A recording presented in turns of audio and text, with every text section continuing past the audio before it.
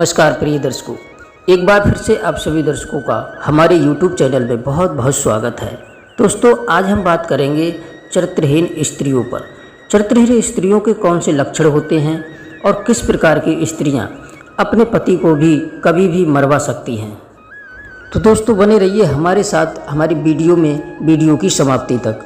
दोस्तों, आज की जो कहानी है वो बड़े ही रोचक और बहुत ही ज्ञानवर्धक होने वाली है और इस कहानी से आपको बहुत कुछ जानकारियाँ सीखने को मिलेंगी। इसलिए कहानी को बिना स्किप किए कहानी को पूरा और ध्यान से अवश्य सुनें। जिन स्त्रियों में ये लक्षण होते हैं वो स्त्रियां अपने पति को कभी और कहीं भी मार सकती हैं और साथ ही साथ अपने कुल का भी नाश कर सकती हैं। दोस्तों, वैसे तो हमारे हिंदू धर्म में स्त्रियों को एक देवी का दर्जा दिया जाता है, लेकिन मेरा मानना है कि हर स्त्रियां देवी नहीं हो सकती। दोस्तों, जिस प्रकार से हमारे हाथों की पांचों उंगलियां बराबर नहीं हैं, इसी प्रकार से हर स्त्रियां या सभी स्त्रियां एक जैसी नहीं हैं। कुछ अच्छी तो कुछ बुरी पाई जाती हैं। दोस्तों, कुछ स्त्रियां ऐसी होती हैं जो अपने घर को स्वर्ग बना देती हैं, लेकिन कुछ लक्षणियां अपने चरित्र और अपने व्यवहार से स्वर्ग जैसे घर को भी नरक बना देती हैं। दोस्तों, आज की कहानी भी कुछ इसी पर आधारित है, ऐसे ही लक्षणों वाली स्त्रियों पर आधारित है कि कौन से लक्षणों वाली स्त्रियां अपने पति को मरवा सकती हैं और अपने कुल का भी विनाश कर सकती हैं। दोस्तों, अगर आपको भी स्त्रियों में ऐसे लक्षण दिखाई देने लगें तो आप स्वतः ही उससे दूर हो जाएं। अगर ये लक्षण दिखने के बाद भी पुरुष उस स्त्री के साथ में रहता है तो उसका विनाश तो निश्चित ही है। तो आइए दोस्तों, शुरू करते हैं ये कहानी शुरू करने से पहले आप सभी से निवेदन है कि हमारे चैनल को सब्सक्राइब करें, बेल आइकन ऑन करें, जिससे हर नई वीडियो का नोटिफिकेशन आपको मिलता रहे और आप उस वीडियो का लाभ उठाते रहें। तो चलिए दोस्तों, शुरू करते हैं आज का ये प्यारा सा प्रसंग। दोस्तों, काफ़ी समय पहले की बात है। किसी नगर में एक व्यापारी व्यापार करता था। उस व्यापारी का व्यापार बहुत बड़ा था। वह अपने नगर में सबसे अमीर आदमी था। उसके पास धन दौलत बहुत सारी थी और सभी गांव वाले उसकी बहुत इज्जत किया करते थे। उस व्यापारी की एक पत्नी थी और उसके 2 बच्चे भी थे। व्यापारी बड़ा खुशी के साथ में अपनी पत्नी और अपने बच्चों के साथ में रह रहा था। दोस्तों, ये तो आप भी जानते हैं कि जो व्यापारी या बिजनेसमैन होते हैं उनका व्यापार के सिलसिले में घर से आना जाना तो लगा ही रहता है। एक बार जब व्यापारी कहीं से बाहर से अपने घर पर आया था तो उसकी पत्नी अपने पति से कहने लगी कि मुझे अपने मायके जाना है, आप मुझे मेरे मायके छुड़वा दो। तभी वो व्यापारी कहता है कि तुम्हें अकेले जाना है तो चली जाओ, मैं तुम्हारे साथ नहीं जा सकता, मुझे और भी अन्य बहुत सारे काम हैं। पत्नी कहने लगी, नहीं, मुझे तो आज ही अपने मायके जाना है और वो भी आपके साथ ही जाना है, आपको मेरे मायके ज़रूर चलना होगा। तब वो व्यापारी अपनी पत्नी को बहुत समझाता है कि देखो प्रिय, मैं तुम्हारे साथ नहीं जा सकता, मुझे बहुत काम है, तुम ऐसा करो, बच्चों को लेकर के अपने मायके चली जाओ। व्यापारी की पत्नी कहने लगी, ठीक है, मैं समझ गई तुम किस लिए नहीं जा रहे हो। तुम मुझे छोड़ने इसलिए नहीं जा रहे हो कि तुम मुझसे प्रेम नहीं करते हो। यदि तुम मुझसे प्रेम करते तो तुम मेरे मायके छोड़ने के लिए मुझे ज़रूर जाते। दोस्तों, अपनी पत्नी की इस तरह की बातें सुनकर के वो व्यापारी बड़ा चक्कर में पड़ जाता है।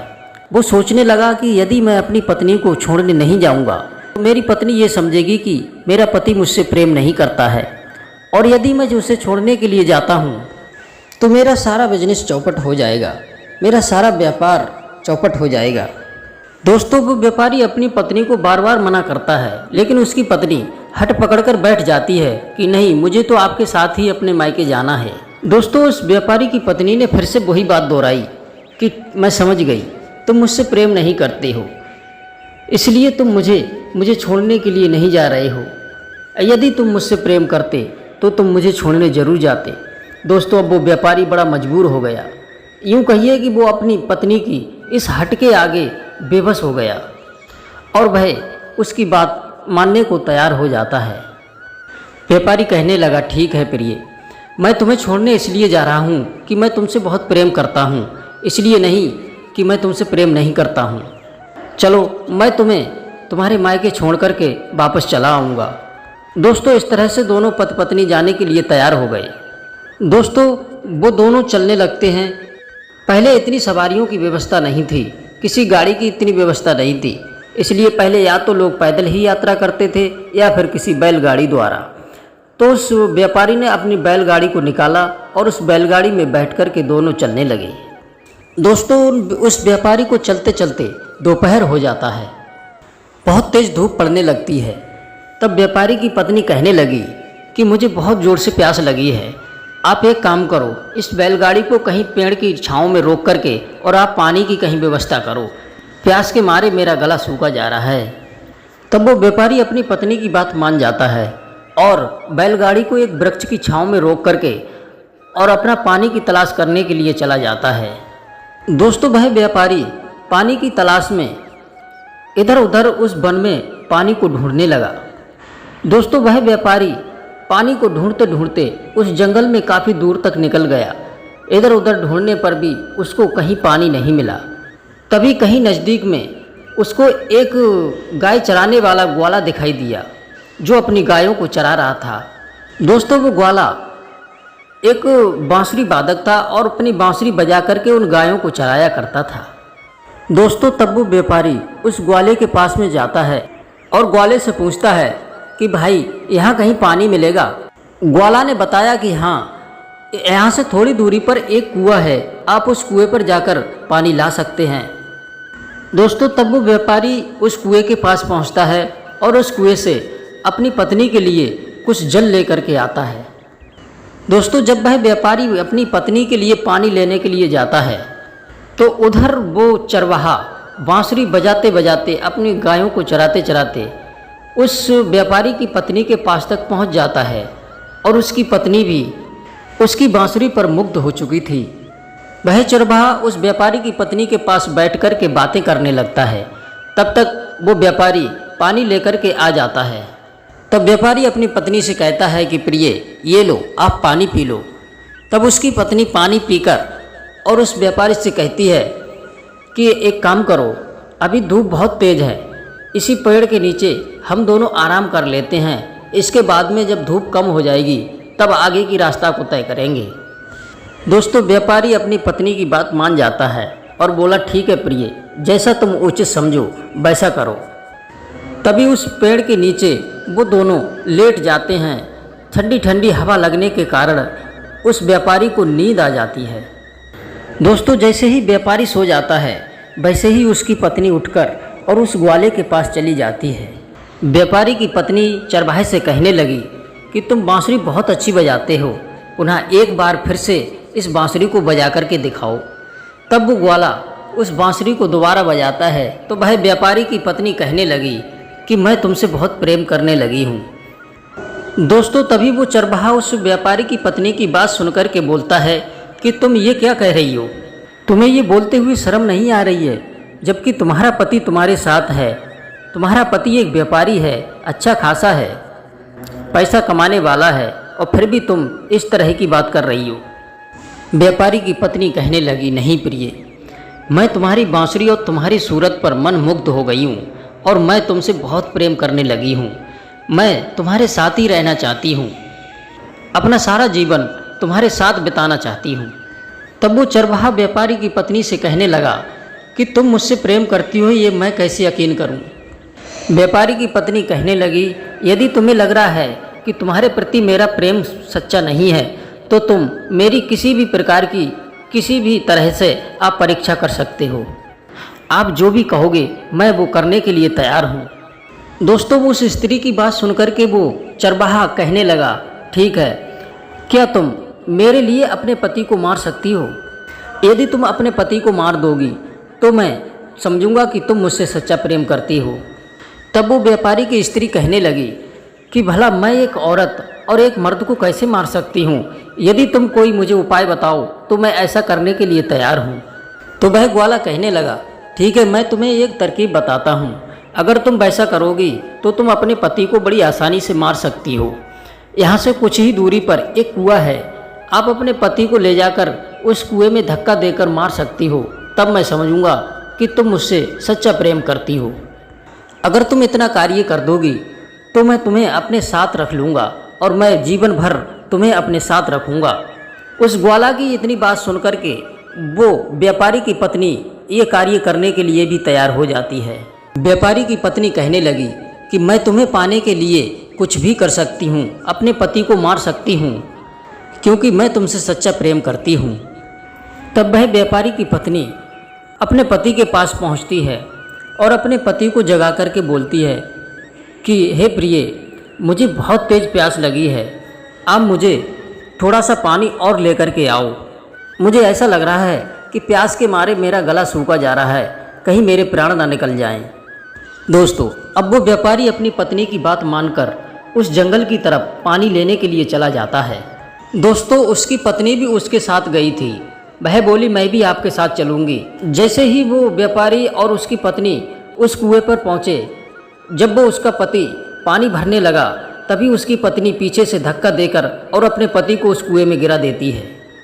जब वो व्यापारी उस कुएं में जाकर के गिरा तो उसकी पत्नी को लगा कि अब मेरा पति मर चुका है।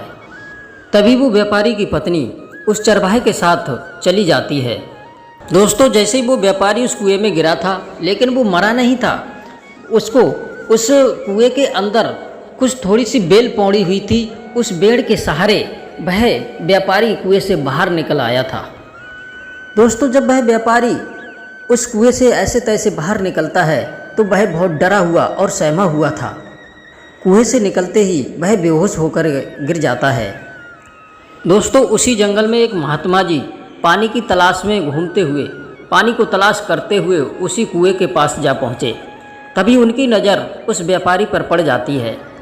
वो साधु महाराज ने अपने कमंडल से जल निकाल करके उस व्यापारी के मुंह पर छींटे मारे, तभी उसको होश आ जाता है।